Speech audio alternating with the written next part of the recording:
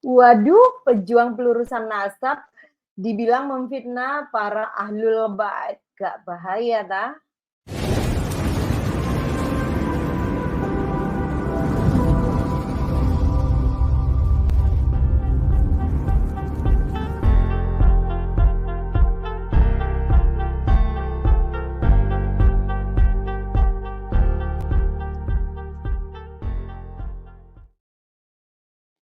Assalamualaikum warahmatullahi wabarakatuh. Salam Om Swastiastu. Namo Buddhaya, salam kebajikan, rahayu. Jumpa lagi bersama saya Lusen, tentunya masih di Putri Mojopahit dengan edukasi sederhana namun menggigit. Ya sahabatku, ramai beredar di media sosial tentang sebuah video dari Rois Am, Kiai Haji Miftahul Akhyar. Ya pemirsa, yang di dalam video tersebut ya sedikit sekelumit tentang cerita para habaib. Oke, sahabatku, untuk lebih jelasnya kita akan lihat bersama-sama video dari Rois Am PBNU supaya nanti enak kita mengupasnya.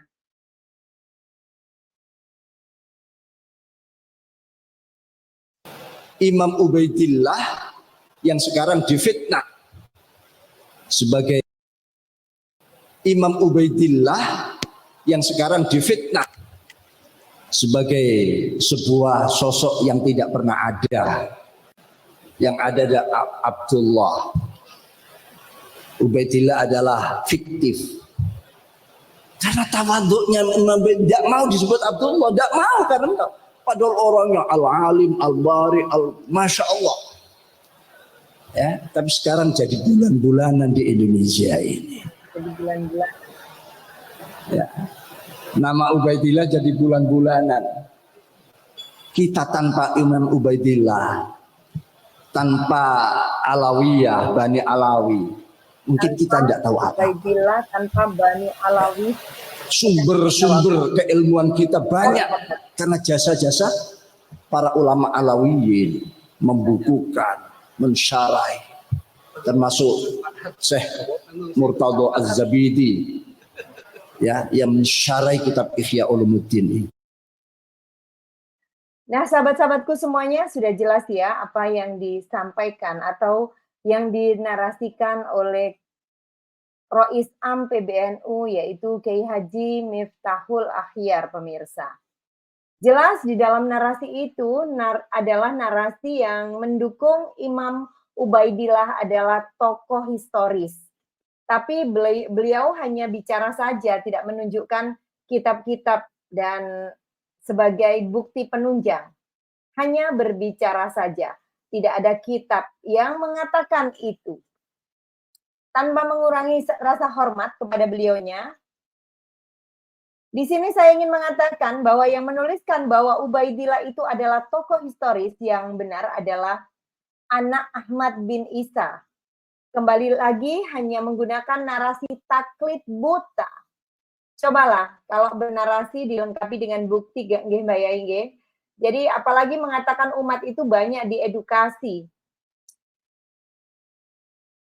Gimana ya, diedukasi oleh Thariqah Alawiyin, Bani Alwi, karena banyak kitab dan lain-lain.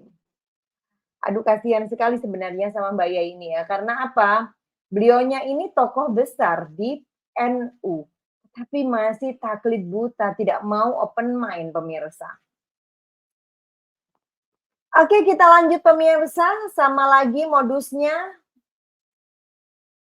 dengan para ya pembela-pembela yang tidak mau tahu perkembangan pengetahuan pemirsa.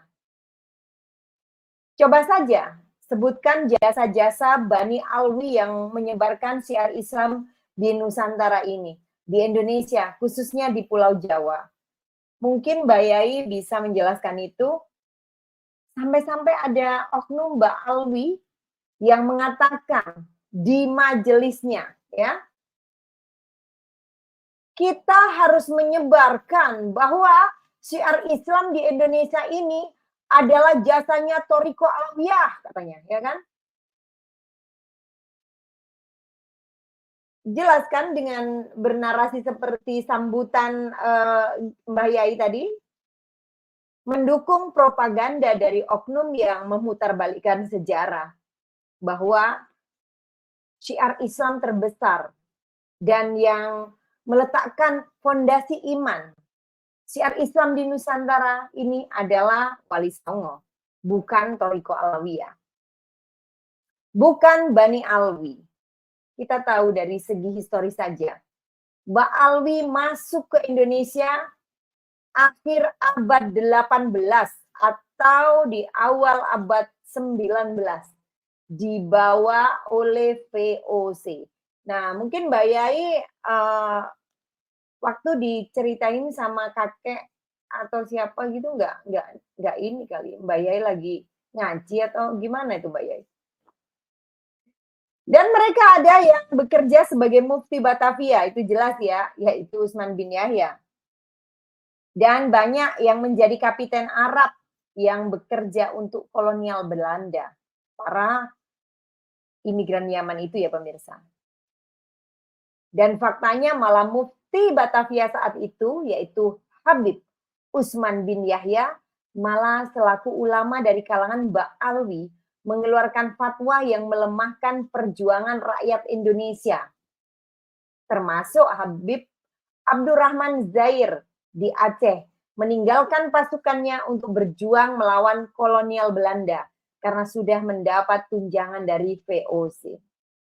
Jadi kesimpulannya, bagaimana mungkin perjuangan Wali Songo untuk menyebarkan syiar Islam dinafikan oleh oknum Mbak Alwi dengan memframing bahwa Mbak Alwi lewat Thariqah Alawiyahnya lah syiar Islam dikembangkan di Indonesia ini. Saya tuh heran kadang-kadang kok nggak loro hati gitu ketika sejarahnya diputarbalikkan oleh mereka. Aduh, entahlah pemirsa. Jadi di sini saya mengajak masyarakat untuk tidak buta sejarah. Bahkan pada zaman Soeharto ya, seingat saya, mereka sebenarnya sudah mau dideportasi. Karena ulama NU lah mereka bisa diterima di NKRI.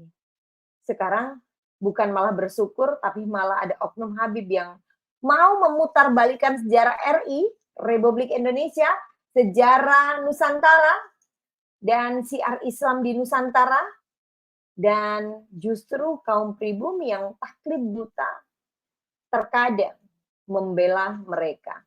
Saya sih tidak menasehati Mbak Yai ya, Mbak Miftahul Ahyar enggak, saya enggak menasehati. Tapi saya wajib untuk memberikan sebuah informasi sebagai penyeimbang pada masyarakat, apalagi yang disebutkan dalam video tadi bahwa kita ini sedang memfitnah katanya para Habib naudzubillah min dalik ya pemirsa ya.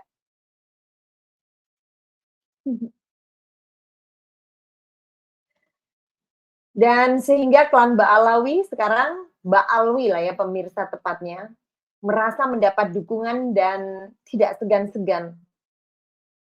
Oknum berjamaah itu melakukan doktrin, memutarbalikkan sejarah.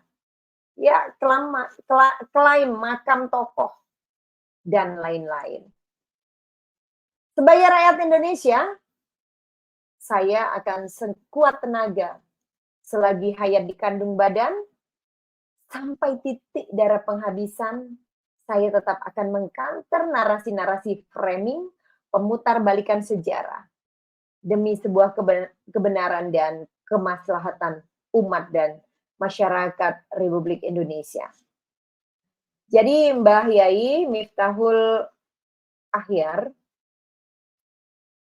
kami bukan memfitnah para cucu dari Ubaidillah yang Mbak Yai sebutkan. Kami berusaha untuk memberikan informasi sebagai YouTuber, memberikan informasi kepada masyarakat tentang pembelokan sejarah, pengaburan sejarah, pembelokan nasab yang dilakukan oleh oknum-oknum Ba'alwi. Yang saya heran hanya begini Mbak Yaya, di saat Bahar teriak-teriak bahwa di dalam tubuhku mengalir darah, gitu kan. Rasul katanya Bahar, Mbak Yai diam saja. Giliran ada pihak yang membuka wacana dengan pengetahuan kepada masyarakat, Mbak Yai mulai untuk, ya saya sih nggak mengatakan melemahkan ya, karena ini nggak akan pengaruh, karena sudah final bahwa Habib dari Ba'alwi itu adalah bukan keturunan Nabi. Dan mereka bukan yang mensyiarkan agama Islam di Indonesia. Pelopornya itu adalah Wali Songo. Jadi saya rasa tanpa mengurangi rasa hormat, mudah-mudahan Mbak Yai diberikan kesehatan supaya ke depan bisa memberikan pemahaman yang sebenar-benarnya kepada masyarakat, ya tanpa embel-embel karena, tetapi kebenaran adalah yang mutlak dan tidak bisa diganggu-gugat. Baiklah sahabat-sahabatku semuanya, saya rasa cukup. Mudah-mudahan bermanfaat dan akhir kata, wabillahi taufiq wal hidayah wa ridha wal inayah. Wassalamualaikum warahmatullahi wabarakatuh.